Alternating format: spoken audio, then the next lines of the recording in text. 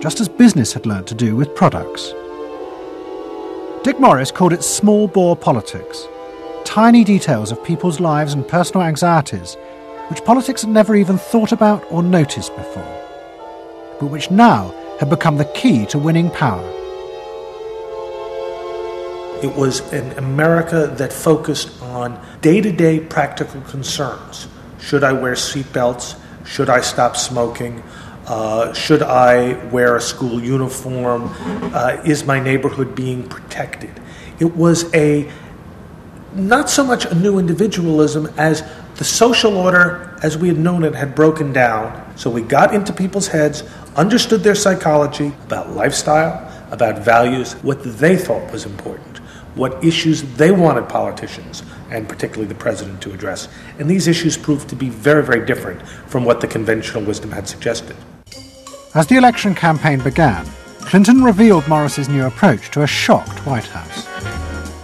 All traditional policies were to be dropped. Instead, he would concentrate exclusively on policies that targeted the worries of the swing voters. V-chips would be fitted into televisions to prevent children from watching pornography. And mobile phones would be fitted into school buses to make parents feel more secure. Dick Morris also persuaded the president to spend his leisure time in the same way as particular groups of swing voters. He sent Clinton on a hunting holiday, dressed in exactly the Gore-Tex outfits a group called Big Sky Families liked. The aim was to reflect swing voters' lifestyles back to them. The Liberals in Clinton's cabinet hated this approach. And I would say, well, Dick, why have a campaign? This was the 1996 campaign. If all the president is going to do is offer up these little bite-sized miniature initiatives that appeal to people's desires, like consumers, buying soap, V-chips that you could put in your televisions so you could make sure that your children did not have pornography, and school uniforms. Why talk about them? They're so mundane and they're so tiny. And he would say back, if we don't do this, we may not get reelected. And I would say, what's the point of getting reelected if you have no mandate to do anything when you're reelected? And he'd say, what's the point of having a mandate if you can't get reelected? Isn't the ultimate goal getting reelected? But Morris's new politics were an extraordinary success. Clinton's ratings among the swing voters began to soar. And Dick Morris, along with the marketeer Mark Penn, took effective charge of making White House policy. Mark Penn set up a huge call centre in an office block in Denver. And every night, hundreds of telephone operators called swing voters in suburbs across the country to check with them every detail of policies that Clinton was proposing.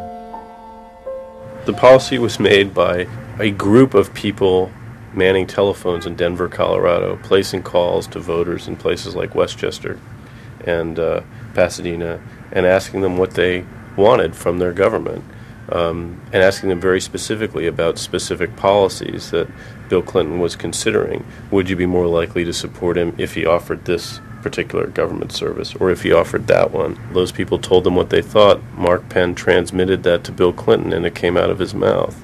So essentially it was suburban voters in the 90s were creating American domestic policy, and some of its foreign policy as well.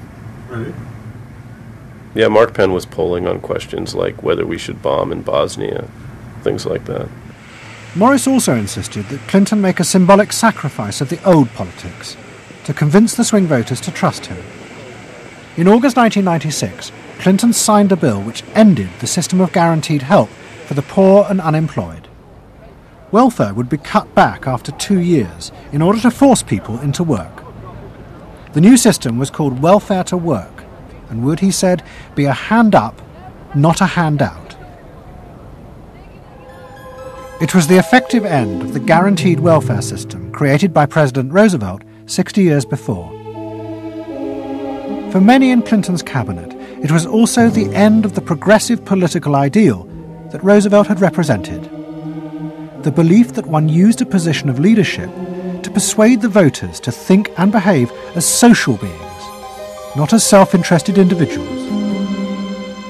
Dick Morris and the pollsters had won. And by that I mean that the people who ultimately got to the president, shaped the president's mind, were those who viewed the voters as just a collection of individual desires that had to be catered to and pandered to. It suggests that democracy is nothing more, and should be nothing more, than pandering to these unthought about, very primitive desires. Primitive in the sense that they are not even necessarily conscious, just what people want in terms of satisfying themselves. And the same triumph of the politics of the self was about to happen in Britain too. In 1994, Tony Blair had become the leader of the Labour Party, and the reforming group centred around Peter Mandelson became all-powerful. Almost every night, Philip Gould ran focus groups with swing voters in the suburbs. But this time he was listened to, and the desires and the fears of the new aspirational classes became the central force shaping Labour Party policies. In that period, I was talking to people who used to vote Conservative and were considering voting Labour, and they wanted understood that they are financially pressed and that there are limits to the extent to which taxation can be improved. They think that crime is an issue that matters to them and should be respected. They want welfare to go to people who deserve welfare, not to people who do not. This was seen of by many in the Labour Party as selfish. I never saw that it was selfish. I believe that a dad or a mum doing their best for their family isn't selfish. They're just doing their best for their family, and that's what people do. A crackdown on those who make life hell in their local neighbourhoods through noise or disturbance. Law and order is a Labour issue today. Philosophy of campaigning is, let's concentrate on swing voters, let's focus group them to find out what they want and what will appeal to them, and let's just relentlessly push those themes in the election. Something is happening to you. After promising to put money in your pocket, the Conservatives are quietly taking it away. Philip Gould was crucial because he gave the raw material, if you like, for these politicians to do this kind of politics. In that when he came up with stuff, they'd follow it, pretty much without exception. Blair himself would pore over these sort of 12-page memos and say, well, this is what we must do. We want people to earn more, to consume the good things of life. We want people to pay lower taxes. Gordon Brown says a Labour government would hold the main tax rates unchanged. A Labour government will not increase the basic rate of tax. I want to make it clear that I will not increase tax. In fact, the Labour Party does stand for Middle England. Those that aspire to do better, to get on in life, and be ambitious for themselves and their families will do better with Labour. Groups of 8 people drinking wine and nibbling, Cheerios, what they thought determined effectively everything that the Labour Party did.